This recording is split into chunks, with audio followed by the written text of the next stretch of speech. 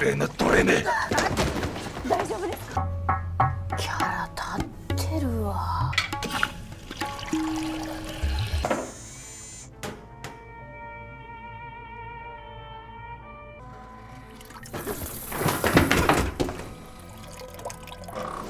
Olá pessoal, hoje recapitularemos o filme Termai Homai de 2012 e vamos para mais um resumo.